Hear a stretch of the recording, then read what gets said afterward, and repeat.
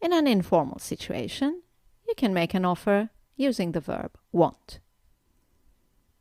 Do you want a cup of tea? Another common verb is fancy. Fancy a cup of tea? In a formal situation, would you like is much better. Would you like a cup of tea?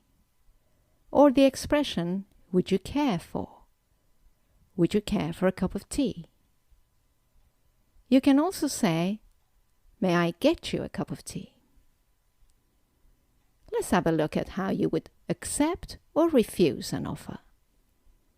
In an informal situation, someone has said, do you want a cup of tea?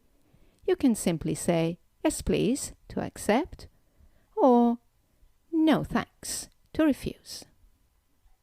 Another possibility is, yes, why not?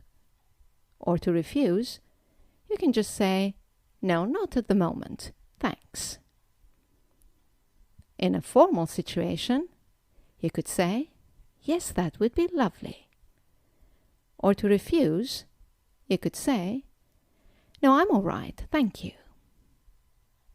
An alternative is to say, yes, I'd love one, to accept. And to refuse, you could say, thank you very much, but I've just had one. Right, let's have a look at how to make a request. In an informal situation, you can say, can I have the salt, please? Can you open the door, please? Open the door, please, would you? In a formal situation, use may or could. May I or could I have the salt, please? Could you open the door, please? Would you kindly pass the salt, please? I would appreciate it if you could open the door, please. Notice that we use can in informal situations.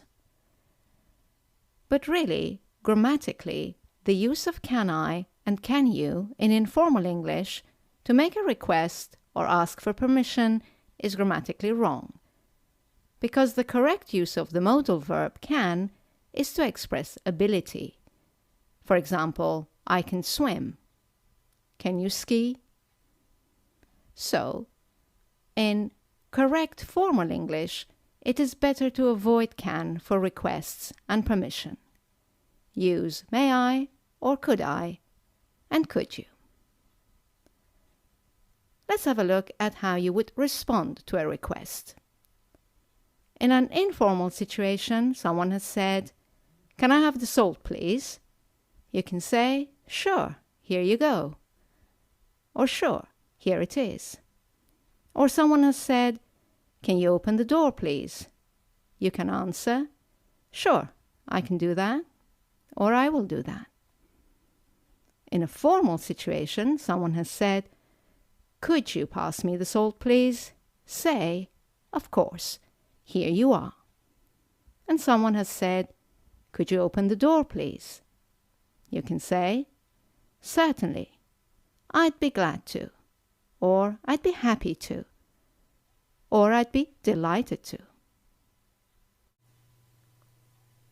Right then, let's put all of that together and look at two conversations, one in an informal style and one in a formal style. Let's begin with the informal conversation.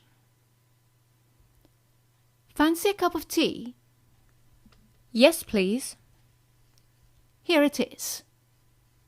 Thanks. Put some sugar in it, please, would you? Sure. Here you go.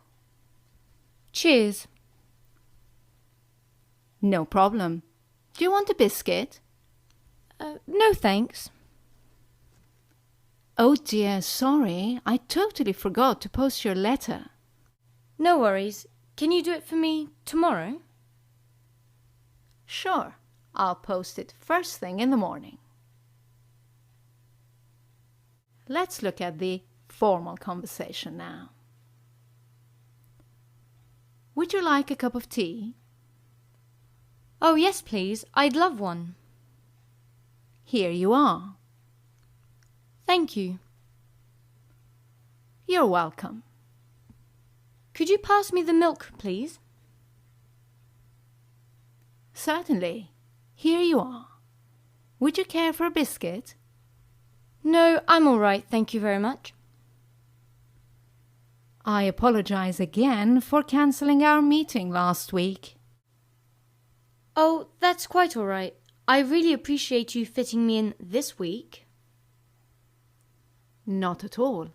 I'm glad we can meet at last. May I ask you for a favour? Certainly. Go ahead.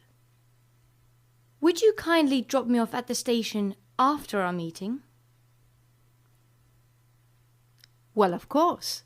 I'd be delighted to. This is our video for Conversational English. I hope you've enjoyed it.